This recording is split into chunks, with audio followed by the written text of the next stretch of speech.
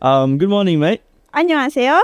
Welcome to Cherita Kita, brought to you by the Semester Break Program by Talent Corp. My name is Akhil and I am currently studying economics at the University of Warwick. My name is Hana binti Rizaidi. You guys can call me Hana, which means one in the Korean language. I am currently a third year comics and animation technology major in Sejong University, South Korea. Animation, that's really interesting. So that means when you come back, you'll be doing the new Upin Ipin? We'll see. Oh, that'll be fun. I love Upin Ipin, man. So I think for our session today, we're talking about student life hacks, but not just life hacks in general. I would say more of adulting, growing up.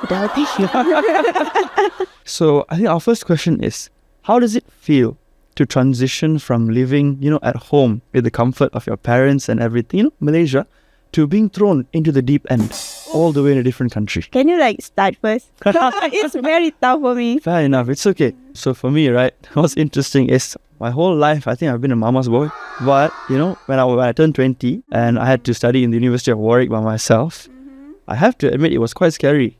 Because for the first time, I had to, pay my own rent. I had to wash my own clothes and cook my own food. And Malaysian food is delicious and it's cheap. And, my mom's cooking is fantastic. So I have never had to cook my own meal before. Ever since going to the UK, I think I have become so much more independent, responsible, manage my money better. So it's been a journey. What about you? How do I be independent? That's the question here. How can a youngest daughter was very affectionate and suddenly being away from her house 7 hours away by flight, right? Like in South Korea, all by her own. Although I have not graduated yet, but I would say I've made it. I would say yes, you have definitely made it. I've made it to adulthood. Being thrown into a foreign country all by yourself and everything. How has this experience helped you grow and mature as an individual? When I first go to Korea alone, I arrived at Korea at midnight. I don't know how I get home. Luckily, I went home safely at 1 or 2 a.m. in the morning. That's insane. That's where adulting hits me. Adulting really hits me. This is a foreign country in a foreign language, and I'm here all by my own with literally an emotional baggage. Literally. So you had both physical and emotional baggage here that day. Yeah. Wow. What about you? What does adulting means to you personally? Oh, one part of it is growing up yourself, maturing, prioritizing, realizing what's important. But I think another part of adulting is also taking care and managing the people who are dependent on you, who need you. If your whole life you've wanted the freedom to manage and be responsible, then freedom starts when you're an adult.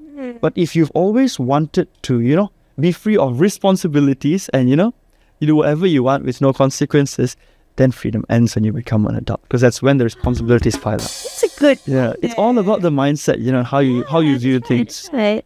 I'm actually really not familiar with student life in Korea. So what would you say are some, secret talents or, student life hacks you do as a Malaysian studying in Korea?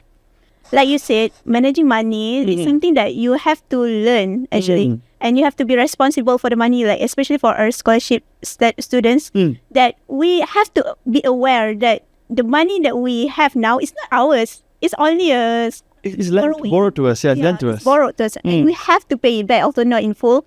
I bring along people's responsibility with me. They put their trust in you. Yeah. I have to think of all these people that invest and believe in me. So it's a very good way to put it. Yeah. Hana, I think that brings us to the next question. The big why.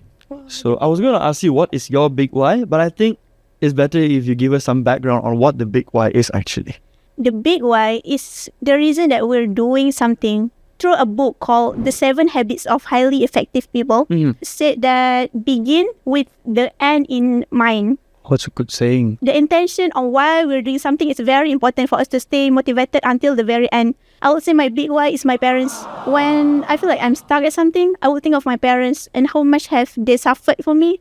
And I feel like I will repay them one day. I think that's incredible. So many people this day and age lack gratitude. They may be gifted with the best set of skills or opportunities, but without gratitude to the people who actually brought you there. Your parents, some of your good friends, your elders. I think it's worthless if you have no gratitude. What about you? For me, my big why? Yeah. Big whys in some things I do. So a big passion of mine is actually football. I think the end goal for me is, I would like to have a football academy. Because I know so many communities in Malaysia have fantastic football players, both boys and girls, who cannot afford. I want them to have the chance to play. I mean, that's my big why when I play football and everything. That's the end goal, lah, please. Lah. I think that's about it for today. So, I mean, closing note, start something with having the end goal in mind. Yes. That's how you stay motivated with what you do, especially when you're in the UK. And Korea. Whatever you are. Wherever you are in the world. It's the most important thing, guys. Correct, yes. Thank you, Hana. It was very nice talking to you today. Thank you, Akhil. Alright, bye-bye. See you. 안녕히 계세요.